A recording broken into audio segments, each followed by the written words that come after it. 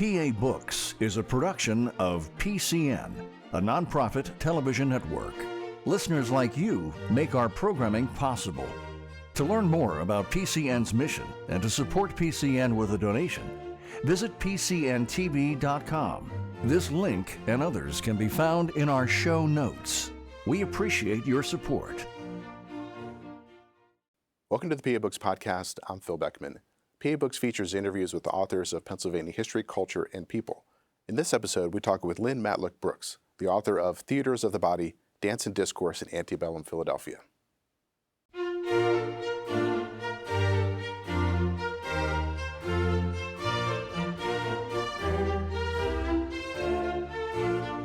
This week on PA Books, Lynn Matluck Brooks, author of Theaters of the Body. Lynn Matluck Brooks is the author of Theaters of the Body, Dance and Discourse in Antebellum Philadelphia. You mentioned in the book that Philadelphia in the antebellum era was a vibrant center of dance in the United States. What was it like? What was going on? There was both theatrical and social dancing. I want to emphasize that I'm not talking only about theatrical dancing and that there was also a lot of crossover between those worlds. There was a main stage element here, theaters like the Chestnut Street Theater, what became the Walnut Street Theater, which was already established at that time, eventually the Arch Street Theater, major theatrical sites, and toward the end of the period I covered the Academy of Music, then called the American Academy of Music. There were many, many other venues, dance halls, taverns, gardens, circuses, all kinds of places that performance dance occurred. There were also ballrooms and social dances at inns, at taverns, private dances sponsored by dancing masters to show off the accomplishments of their students. Then you got to the docks, and there were the sailors dancing off the boats with their hornpipes and different dances of their background. So it was a very, very vibrant place for dancing. So is this dance culture different from what had come before in the 18th century with the Quaker-influenced Philadelphia? Quaker influence was still there. It was definitely diminishing in face of other onslaughts demographically that were coming in, but definitely the Quakers were among the elites, and they were still a tone of austerity that visitors to the city sometimes noted. And not just from the Quakers, other serious religious sects joined in. But we have to remember that Philadelphia had been the capital of the nation, the capital of the state. For a period of time, it remained a very cosmopolitan center. Intellectuals, merchants, elites, immigrants from all over the world saw Philadelphia as a beacon for various reasons.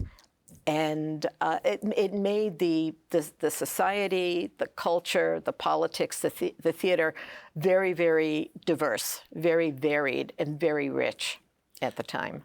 Now, in your book, you focus on two forms of dance, ballet and blackface minstrelsy. Why did you select those two? There's actually a backstory here. I had previously done the biography of John Durang, who was the first, I called him native born, in other words, born on what became U.S. soil, professional dancer. There was no United States at the time he was born, however. He was born in the colonial period, lived through the Revolution and beyond.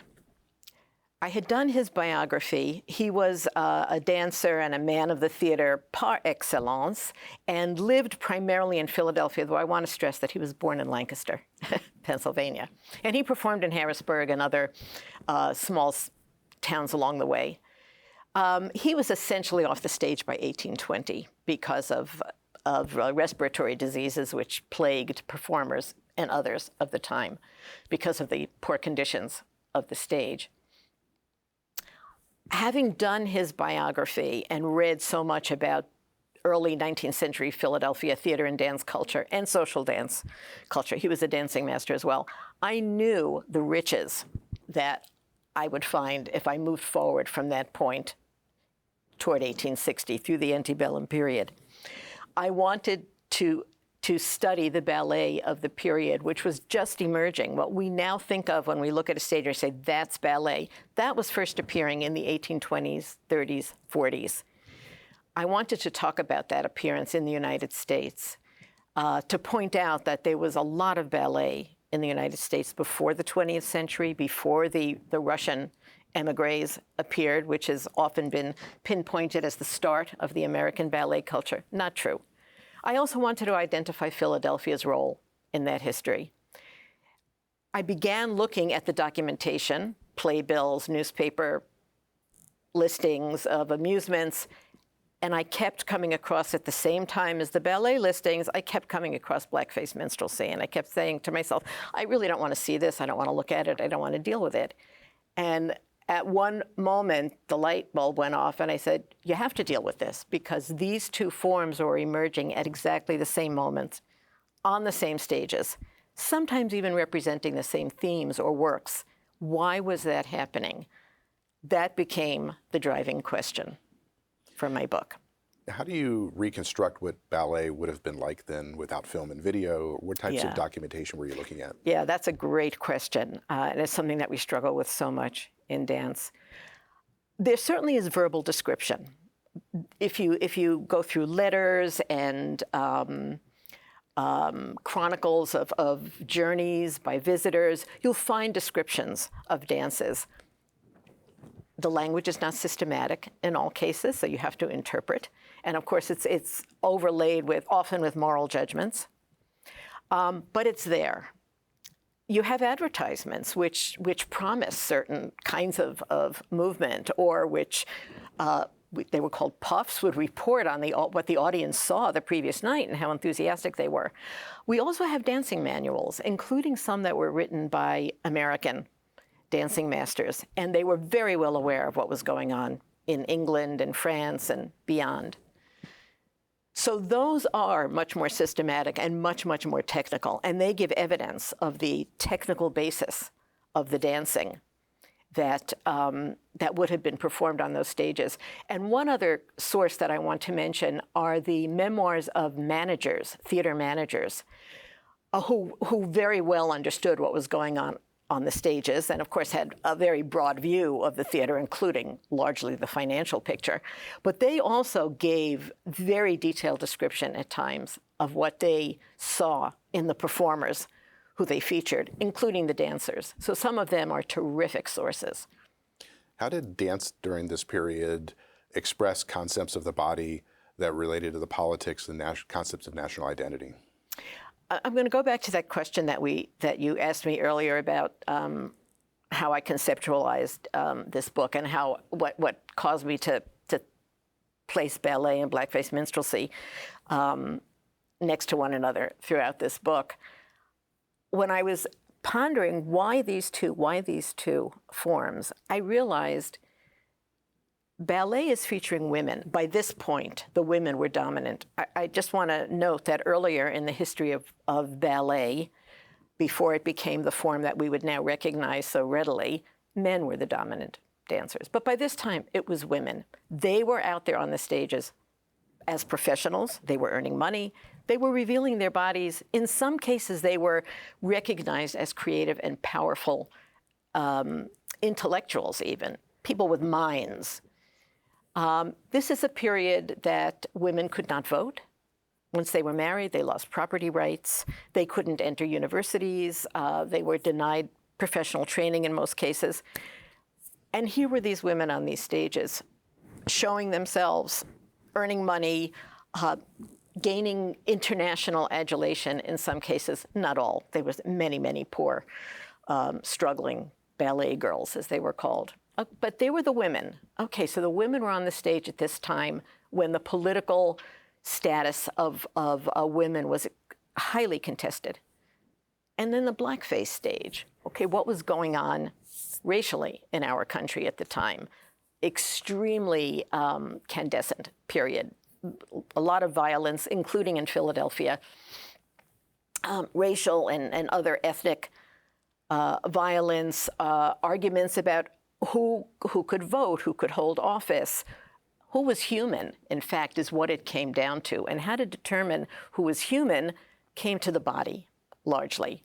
What is the size of this person's brain? What is the shape of this person's body? What are the inner and outer functionings? Do they qualify as human? Can they be given responsibility for voting, for other governance elements? Of course, everybody had to follow the laws, the women and the men. So here were these two contested populations who were represented, and I understand that blackface minstrelsy is an appropriation of another racial characteristic, but people watching were seeing blackface people on the stage, and they were representing themselves as black, as what we would now call African American. And these were the dominant forms of theatrical dance. Why? People were concerned with what constituted a human being and what were the human being's capacities. And it was the body that became the determining factor in what were then understood as these capacities. Now, you devote one chapter to the work of E.W. Clay, who was a political cartoonist at the time. What did you learn from his work? Yeah, E.W. Clay is a fascinating figure because he was clearly intensely interested in theater, and all of his cartoons are kind of stagings, in a sense. The work that I chose to represent in my book, Lessons in Dancing, Attitude is Everything, is the subtitle. I see as representing the kind of hierarchical social status that was being projected at the time by those in power, starting with elites and ending with African Americans. He later became much, much more racially insulting in his cartoons, but you can see the beginning of that tendency in the 8 images in Lessons in Dancing. He also depicted many, many ballet dancers of the time, and some of the images we have from the United States of ballet dancers appearing on those stages are E.W. Clay's. Some of them are satirical, but not all. Some of them are quite straightforward. Here is this dancer. So if we want to see through someone else's eyes, I can't see through my own, sadly, the dancers of that time, E.W. Clay is an artist who represented them. What was the role of visual imagery at the time in terms of things like education and moral instruction? Yeah, that's another really interesting question. There's a wonderful book by Aston Gonzalez called Visualizing Equality that I refer to in this book, where he talks about the prevalence of visual culture in education at the time and how seeing imagery shaped people's understanding of society, of humanity, of humanness.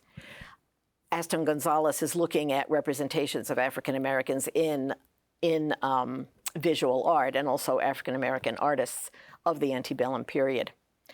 And I would buy his argument that this is true. There were images in newspapers, there were playbills and posters all over on lampposts and in barbershops, and some of the African American spokespeople who complained about treatment, who argued against the denigration of African Americans in United States culture, spoke against these visual images like E.W. Clay's Life in Philadelphia and the many, many imitations of that series.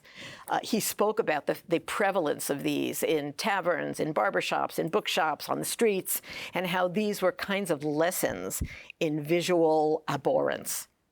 I'm not sure I'm quoting him exactly, I'm paraphrasing, but roughly that's what he was saying, and teaching not only white viewers, but African American viewers too, to see themselves through the light of that satire and mockery. Was there an interaction between what was going on, the visualness of what was going on stage, and then some of these images that were appearing in print? I think that there was. There has been the argument that Clay's work and other satirists who I followed or were simultaneous with him, presented a form of minstrelsy on the page. As I said, Clay's works all appear to be stage sets. They're inventions. They're not representations of reality. He creates a kind of a proscenium setting and puts his figures in them. And that minstrelsy on the page prepared audiences to walk into theaters, taverns, circuses, wherever they were seeing blackface performance, and to understand what they were seeing on the stage as kind of animations of those satirical drawings, prints, lithographs of people like Clay. So does that fall into, use the term visual language, as at the time a visual language is being developed? Is that part of that as well? I think it was, and it was part of a broader discourse linguistically. There was also a scientific discourse that was describing these bodies and establishing kinds of descriptors that became typical for different kinds of racial, ethnic, gender bodies. For example, there were also, I've been talking a lot about the racial depictions, but there were also many images of ballerinas at the time. I alluded to the fact that E.W. Clay was one of those artists, but many came over from Europe. There were lithographs, prints that came over from Europe and depicted these dancers in a certain way that, again, created a kind of understanding of what that material, what that ballet is going to be about. Showing a ballerina, a dancer, with a tippy toe, a pointed tippy toe, resting on a twig, for example, says something to you. She's light, she floats, she's aerial, she's a sprite. She's barely even flesh and blood. And many of those depictions emphasized that kind of ethereality. Others emphasized a kind of allure of the ballerina. One dance historian, Lillian Moore, called them ballet pinups. Actually, of the time, they were quite hot, I suppose, quite sexy. American artists picked up on that trend, people like E.W. Clay and others. So yes, all of this visuality was influencing how we understood what was going on the stages, but also how we understood bodies more broadly. Well, let's talk about one of the dancers that you write about in the book, Madame Celeste. Who was she, and what was her significance in Philadelphia at the time? Madame Celeste deserves a biography. There are certain ballet figures who have drawn a lot of attention. Fanny Elser, who I talk about in the book, is one of them. There have been biographies. She appears in dance histories. I studied dance history as an undergraduate and a graduate. I'd never heard her name. And I'm coming across her constantly in my Philadelphia research. She was French. She and her sister, Constance, had studied at the Paris Opera, the Academy of the Paris Opera, which is the highest level of ballet training one could expect at the time. But they never became stars there. And like many in that position, they saw England and the United States as opportunities to show themselves when they couldn't break onto the Paris Opera stage. They were not alone in making that choice. And Celeste came over to the United States and was instantly recognized as a powerful dramatic and dance performer. First, she was a dancer, and eventually she nurtured and was able to present herself on the dramatic stage, particularly in melodrama, in pantomime, though she did eventually take on speaking roles, even though her native language was French. She mastered English well enough to speak in bits. She featured ballets on our stages that hadn't been seen before. She toured tirelessly. She inspired young American dancers. I think she's a critical figure in the history of the United States ballet, and she's really been overlooked. And there is documentation. You'd have to run between the United States and France and England. She ended her years in England as a theater manager, a woman who managed theaters. Pretty unusual for the time. But she deserves a much fuller treatment and a much fuller appreciation of her efforts. Now, you mentioned the science of the time a few times, and so I want to talk about one aspect of that, which is phrenology. What was that, and how did that relate to dance? Yeah, phrenology. I just completed an article that's going to come out in Dance Chronicle on phrenology, and it happens to be Fanny Elsler. But phrenology is a fascinating subject. It's a science, and at the time it was understood, certainly initially, as a serious science that emerged from anatomical, biological studies of the time. Particularly of the head and the brain. And phrenology saw the brain as a material substance. And this is still a factor in our neurological understanding. The brain is material, and it shapes, we know that the certain sections of the brain are dominant in certain kinds of perceptions and capacities. But the phrenologists thought that the shape of the head represented the capacities that the brain that shaped the brain. So you had some capacity that represented your intellect, and another that represented various aspects of your emotions, and others your drive and perseverance. And they had remarkably strange names for these. Amativeness for the capacity, the faculty, as they called it, of love. So there was some bump or lump that represented love. Philoprogenitiveness, love of children. They're fascinating to read about. Eventually, this was, of course, recognized as what we would now call a pseudoscience. So some of the understandings of phrenology have continued into even the 21st century, particularly the understanding of the brain as material. But at the time that we're talking about, there were many very, very serious scientists, men of science, who regarded phrenology as a very accurate science. Phrenologists would be called in to testify in legal cases. They were phrenology appeared in the thesis, the dissertations of medical students. It was taught at the medical schools, and it shaped what became a much more vicious form of science, craniology, by people like Samuel George Morton, who really established racial hierarchies based on the shape, size, capacities of the skull as represented by the underlying brain material. So that phrenology and its relationship to craniology and to what was then called anthropology, the study of the human being and human capacities, were all very influential in shaping social and political law and behavior at the time. They also talk about how, with regards to ballet, that there was a focus on the scientific mastery of motion. Yeah. How does that manifest itself in an art form? This actually goes back long before the period that I've studied. If you look at the Renaissance and Baroque ballet or dance manuals, those dancing masters who wrote those are also trying to impress upon readers, purchasers, that they are representing a system. In other words, this is not just my random way of thinking about or doing dancing.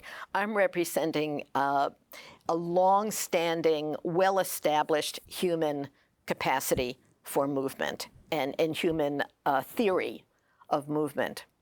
So in the case of ballet, the dancing masters at the time, they had inherited literally centuries of this way of thinking about dance as systematic. And they made a point of saying in their manuals, I'm teaching principles of dance. I will teach you efficiently, correctly, and by approved methods to represent yourself physically as a dancer and even as a person walking down the street based on these long-standing, well-established laws of motion. So they were drawing on this interest in science and in systemization to represent their work in movement. And anybody who's ever taken a ballet class can say there is absolutely a set of principles, and I don't want to say laws, but rules that we know if we follow them, we will progress.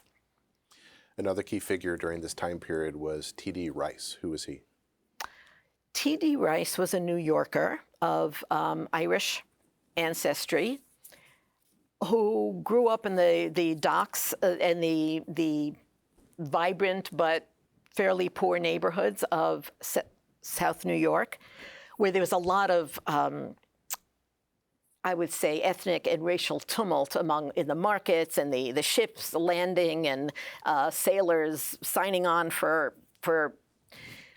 their next voyage. And he was very, very observant and interested in the theater and began performing in low-class tavern kinds of stages, toured on some of those kinds of rather below the main stage level kinds of what we would now call vaudeville circuits.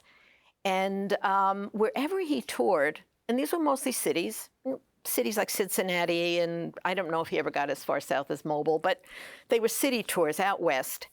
I think he was in St. Louis. He observed what was going on, often at the docks, at these kinds of socially vibrant places where a lot of different classes and types of people intermixed. And he took the material that he observed and he turned it into little theater pieces. First, they were songs that he enlivened with movement, and he was apparently a brilliant lyricist and mover. And eventually he developed these into entire plays, skits into plays, into what he called Ethiopian operas. He presented himself in blackface. And the characters who he was representing, he claimed were representing African-American people of the time. There was always music, there was always humor, there was always movement and dancing involved in his material. He wrote a lot of plays. The librettos exist, and another scholar, W.T. Lehman, has done a lot of research on T.D. Rice and has published the scripts that are available, and they're fascinating to read. His multi-layered reading of American society and how he chose to represent that on the stage. I want to stress that he was not officially a minstrel, a blackface minstrel. That's part of a kind of formulaic troupe presentation. He was a solo star, but his material was used by the minstrel troupes widely. It was the term was franchised. They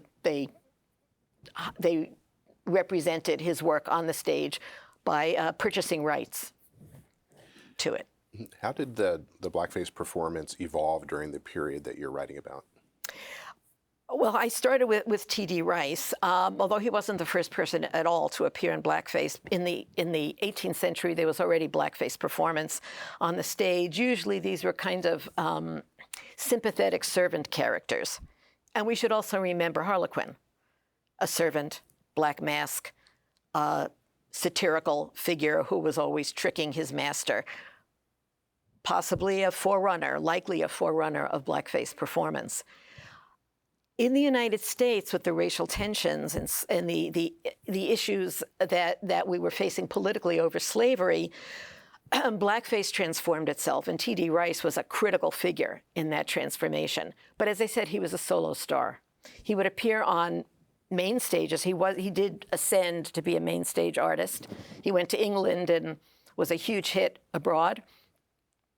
But he would perform with what was called the stock company at the theater. They would take all the other roles in the skits and plays that he performed, and he would do the star role. By the early 1840s, T.D. Rice was coming up in the late 1820s, 1830s. By the early 1840s, we start seeing blackface troupes forming. So these would be a musician, a dancer, a comic, perhaps a burlesque specialist, often a man who would dress in the wench role, in female costume. So 4 was the original number. These troupes mushroomed, they became immense. And these performers with their multi-talents, all in blackface, all in various clown-like costumes, some of them in travesty roles, formed troupes that toured sometimes main stages, often less socially elevated kinds of stages, and presented original work by T.D. Rice, work that they had seen another troupe perform. It's a dizzying world to try to follow. But that's the history of minstrelsy at the time. By 1860, we're starting to see a lot of spoofs of Uncle Tom's Cabin on blackface stages, for example. After the period that I'm studying, in the Reconstruction period, you start seeing African Americans appearing on the blackface stage, also in blackface. That's a different period, but that lasted through the 19th century and became an avenue for African Americans to take the stage. We'll be back in a moment with the PA Books Podcast. Enjoying this podcast? Please support PCN with a donation at pcntv.com. This link and others can be found in our show notes. We appreciate your support. During the period that you're studying, what do we know about African American traditions of dance during that period? We know what is described by observers, and there was a lot of curiosity and description. And we know what has been passed down to our African American citizens as part of their bodily archive. So that's where that information comes from. And scholars like Brenda Dixon Gottschild and other important scholars, Katrina Hazard Donald, for example, have sourced all of that material. Narratives by slave narratives, that's another source, a lot of description of dancing in those. So they've gone through those sources to reconstruct what they understand of the actual African American dancing of that period, and also to relate it to actual African sources, as well as to represent the influences that these people would have been experiencing from the other cultures around them.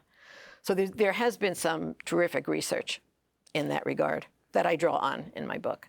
How does Pennsylvania's geographic location on the north side of the Mason-Dixon line impact dance culture in Philadelphia? Yeah, Philadelphia, Pennsylvania in general, just has a very sensitive role to play, of course, in racial politics of the period. So I think that it had a very, very strong abolitionist tradition. That's unquestionable. Abolitionists tended to be very serious individuals, often very, very religious. They often eschewed theater. We didn't find them in the seats for either ballet or blackface minstrelsy. In most cases, I'm not going to say all. These were human beings, after all.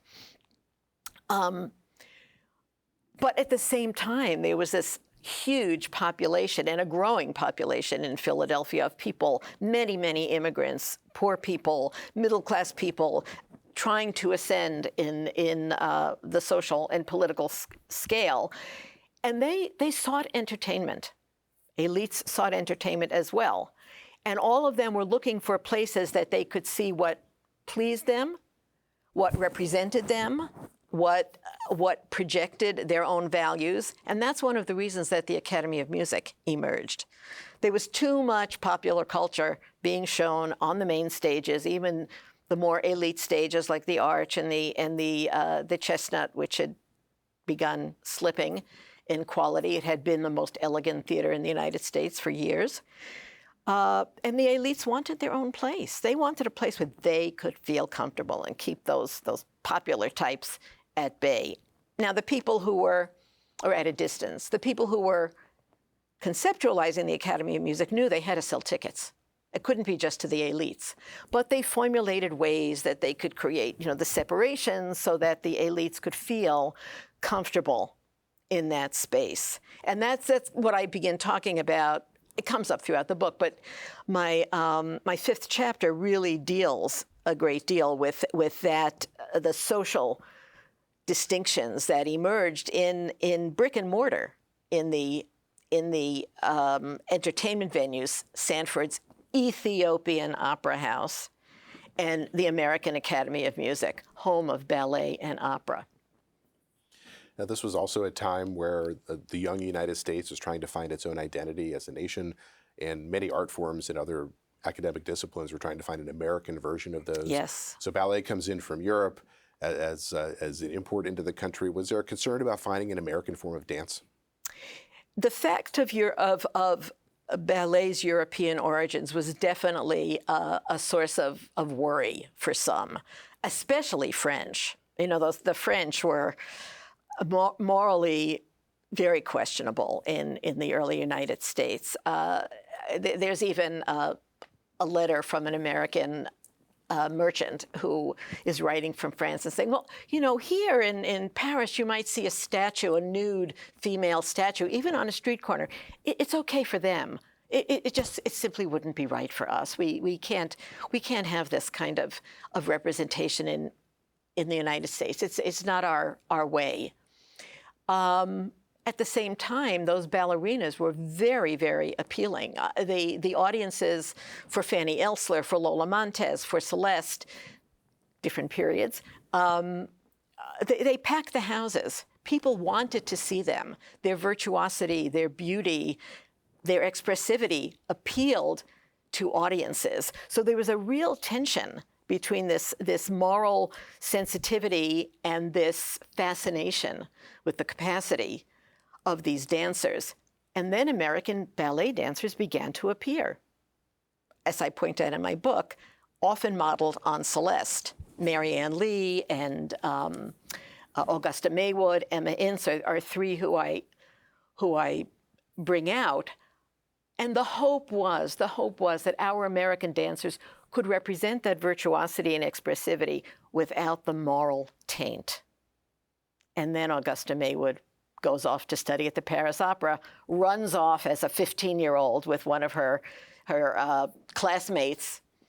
They marry, have a baby. She leaves him and the baby, and she goes gallivanting around Europe as a star. This was mortifying to our American moralists, especially our theater figures, managers like Noah Ludlow and ballet masters like Charles Durang, who thought, we will show the world that theater can be moral. Americans can do it right. And then Augusta Maywood just goes and blows it all. Well, another thing that was going on during this time period was immigration from Ireland. Yes. Now, how did Irish immigration impact this cultural phenomenon? The Irish were very, very largely represented in blackface minstrelsy. There's been a study of this phenomenon called Patty Jumps Jim Crow by an author who really digs into this question. And if you look at the names of many of the minstrels, you see, oh yes, Irish background. The English had long seen the Irish as racial others, and even represented them satirically in drawings and cartoons as kind of ape people. The Irish in the United States wanted none of that. They wanted to be accepted and to forward themselves as part of the white race and to ascend into positions of wealth and power.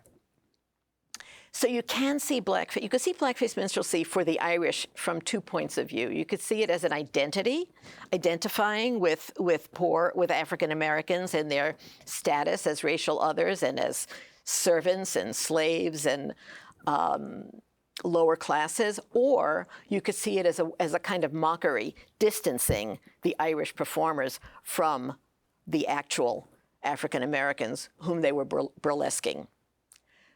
And if you read, there are some minstrels who left writings. They vary in how they represent themselves, and they flowed with the political winds. And as we were moving toward the Civil War, some of them said, "Oh no, we were anti-slavery. We were showing the oppression of our black brothers and sisters. We were showing that on the stages." Lots of ways to read what was going on then.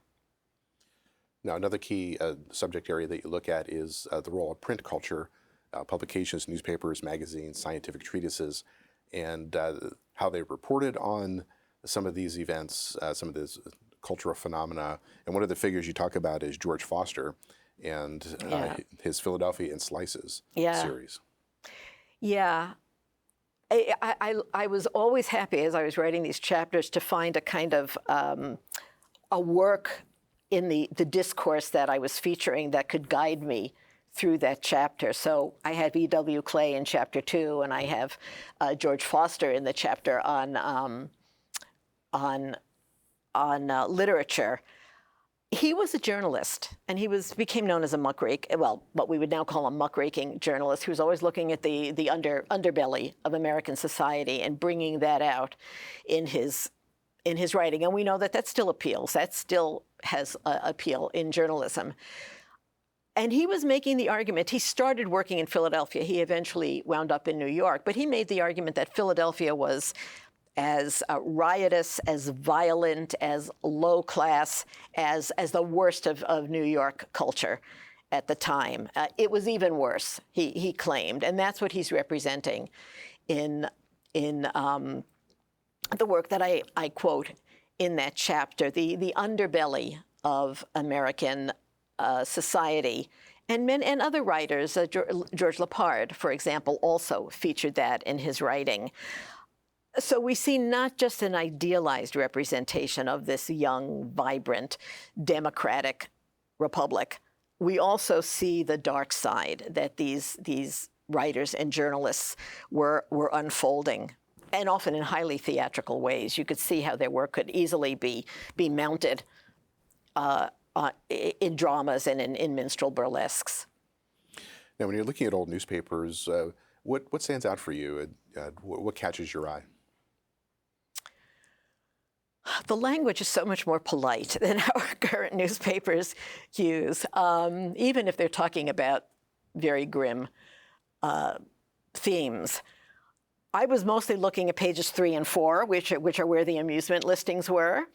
One of the things that comes out on those pages that I wrote about very recently for a conference presentation is the fact that amusements, theater amusements, and it was often called amusements, the heading, theater amusements were listed along with lectures.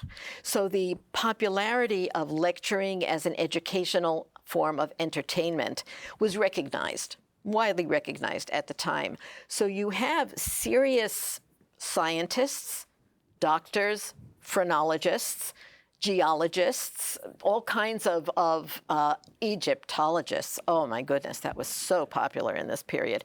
Mummy unwrapping. You have them giving their lectures through institutions, sometimes like the Franklin Institute or the American Academy of Sciences, advertised on the same page as ballet performances, blackface minstrelsy performances. So you see that the public who was buying tickets, you had to pay to go to see a lecture, for these kinds of entertainments had a lot of choices. And in the letters and memoirs of many middle-class, upper-class people of the period, you see that they took advantage of all of these. They saw blackface shows, they saw magic shows, they saw lectures, they saw ballet, they went to dancing masters for lessons. They partook of every flavor of possible entertainment and self-training, self-education. So we understand the kind of hunger among the American public at the time for education, self-betterment, and entertainment. And all of these forms came together and were represented typically on page 3, sometimes on page 4.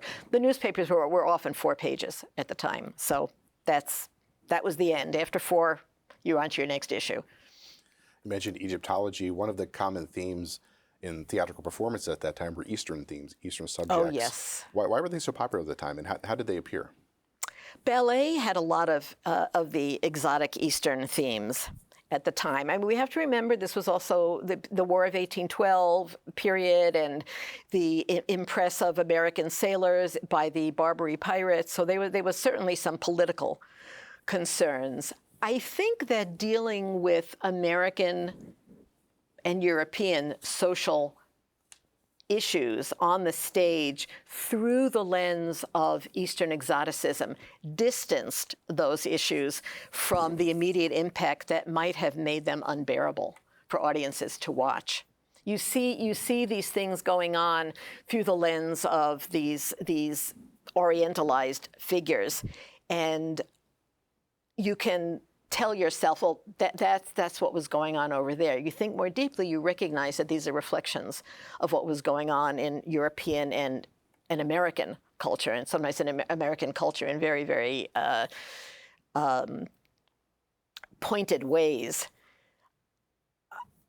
The other fact for ballet is that these Eastern representations allowed for kinds of spectacle that the scenic designers of the time just went crazy for, and the audiences loved the spectacle. The bodies could be more exposed in costumes that were then understood as representing Eastern exoticism. Get to see these bodies that otherwise we might have to cover up because of the culture of respectability. No, not in these Eastern costumes. They could be much, much more exposed. This is also the period that the Chinese were beginning to appear in the United States to build the railroads. By 1860, we already have, in the 1850s, trade with Japan is about to open up. So there was also some interest, actually, in political developments and social developments that were really right at our shores. But I think it was the capacity for representing difficult themes with a kind of veil, and that's almost a double entendre in this case, a kind of veil was the big draw in the ballet world, and to reveal bodies. Now, you mentioned earlier that the significance of women on stage having agency and being independent financially as well as in terms of performance.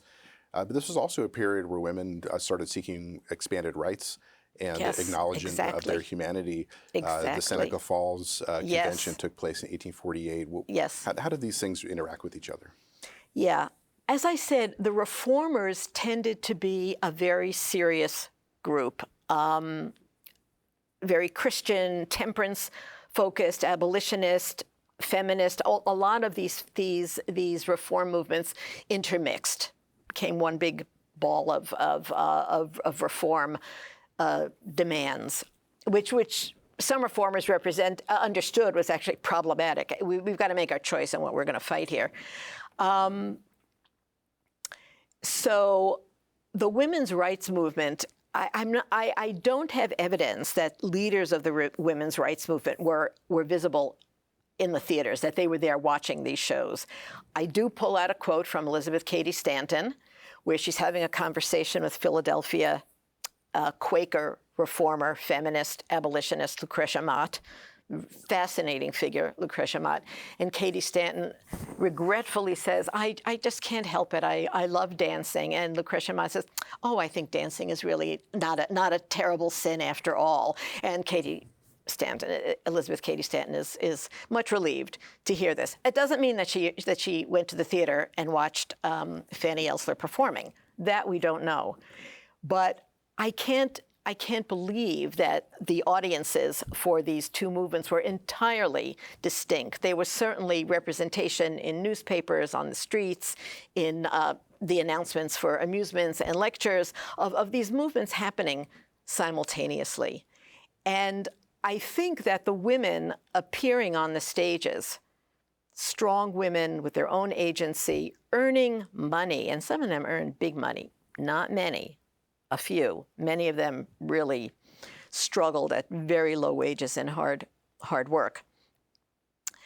Representing power, bodies of elegance and muscularity and refinement, that spoke to audiences. And there have been studies by other authors who are particularly studying feminist responses to the theater of the period and talking about the fact that the women whose responses they can glean absolutely appreciated the beauty of those female bodies and the power of their expressivity. I can't see how it could be otherwise. And we know that women were in those audiences. We know that women filled those seats along with men. Now, another figure that you mentioned earlier, Fanny Elsler, who is she? Fanny Elsler was an Austrian-born ballerina trained in Vienna. Her father was valet to the composer Haydn, so she's from a a very well-placed family, an intellectual family. And she trained in the theater and appeared early in the theater in Vienna and was recognized right away as a star material.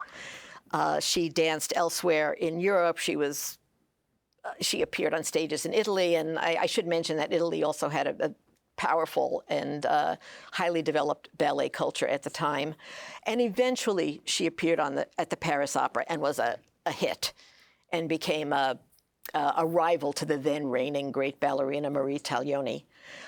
She is the greatest star of the period and probably the most technically competent dancer who appeared in the United States in this period. She toured for 2 years, from 1840 to 1842.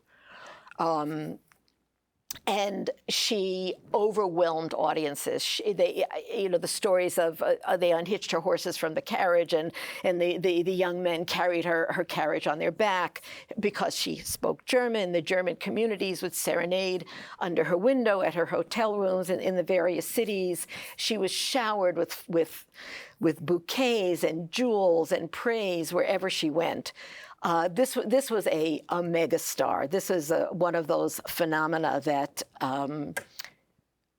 you see once perhaps in a generation, and that was Fanny Elssler. And she came to the United States, and she gleaned a huge amount of commentary in the newspapers, which is great. So we have a lot of feedback about her, positive and negative. She earned a lot of money. She appeared throughout the nation and in Cuba as well. She was a cultural force, is all I can say, Fanny Elssler, from 1840 to 1842. And she left behind her a train of dancers who had danced with her and who continued her traditions in the United States, which was going to happen a few generations later with the Russian ballet companies that came through the Americas. One of the performances that you mentioned is Revolt of the Harem. Right. Why was that significant? It was significant because it was a representation of women trying to take their own social status into their own hands and to rebel against their subjugation. In the end, it all turns out right by then social standards. The heroine marries the nice man and not the villain, and doesn't. Everybody goes back to their place. But we do at least get to see women standing up to men. It's not the theatrical victory that we nowadays might wish they had achieved, but they were performing back then, and I don't think that would have been permitted. Just as it really was not permitted to have African Americans themselves on the stage, with a couple of very rare exceptions. And I'll just stop there. But Revolt of the Harem, it was one of the works that took a step in that direction, and it wasn't alone. The great ballet Giselle, which we still see in our theaters today, again, women taking power, taking center stage, and making their own decisions in life. It didn't turn out quite the way we wish it would, but there they are, taking those steps. So I want to touch on something that came up briefly earlier, but that's the social dancing side of it, the dancing off the stage. How significant were the roles of dance masters? Many of the dancing masters, a number of the dancing masters who taught social dance also worked in the theater. So that's one place that we see the interpenetration. The dancing masters, nobody had a full-time job in the theater at the time like we might hope for today. So they did their work in the theater, and they had their dancing academies. And they taught, they advertised, again, there you'll find them on page 3, typically, of these newspapers. And they taught gentlemen certain days and times, ladies certain days and times, young ladies and gentlemen at other times. And they had practicing balls and formal balls where they showed off their students. So the presentation of self was itself a theatrical statement at the time. If you wanted to ascend socially in the United States, as in England, France, and elsewhere in the continent, you had to present yourself in a certain way. And the dancing master was your ticket to that presentation, and they knew it. And the dancing masters write about themselves in their advertisements, and those who published manuals as training, as a kind of corporeal training, not just in dance. Yes, absolutely in dance, but beyond that. How to walk down the street, how to doff your hat, how to take a lady's arm. They are the ones who will teach you how to do this. So they were very, very important figures for various kinds of passage, social passage, and also cultural passage between theater and the social world. Some of the techniques, a number of the techniques that you see in the social dances clearly spring from ballet technique. So people going to the theater who studied with these dancing masters could kinesthetically appreciate what they were seeing on those stages. I'm not saying they could have done those moves, but they understood where they came from. So when you look back at this period, what's a key takeaway for you? After having done this research, done the writing, what's something that really stands out for you? One thing that really stands out for me as a dance historian is that Philadelphia was a vibrant center of culture at the time. In my lifetime, New York has been so dominant as the cultural capital of the United States. And then there's a little bit of Chicago out there, and reach further out there, San Francisco. But Philadelphia's role was really lost. And when you do the research in this period, you realize how lively, how vibrant, how much was going on then. And I just want to note there's a lot going on in dance, certainly in music and visual art in Philadelphia today as well. But it goes way, way back. Philadelphia was in cultural ferment, and it was all represented there on those stages. There was a lot of dance. There was a lot of fascinating, rich theater. It was all enlivened with movement. No performer at the time, no actor at the time could not dance. They had to dance. Theater was all musical at the time, including Shakespeare. So just realizing the riches of the period was overwhelming. I knew that there was a lot there. That's why I started doing this research. As I uncovered the wealth, it was astonishing, even for me. And that's a message I hope people take away when they're reading this book. Oh, it didn't start in 1920 in New York. There was a lot going on before that elsewhere. We've been speaking with Lynn Matluck Brooks. She is the author of Theaters of the Body, Dance and Discourse in Antebellum Philadelphia. Lynn, thanks for joining me. My pleasure. Listeners like you make PCN programming possible. Full episodes of PA Books, as well as other PCN programs, are available to stream with the PCN Select app.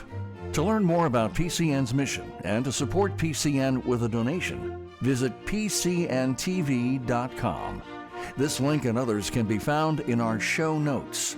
We appreciate your support.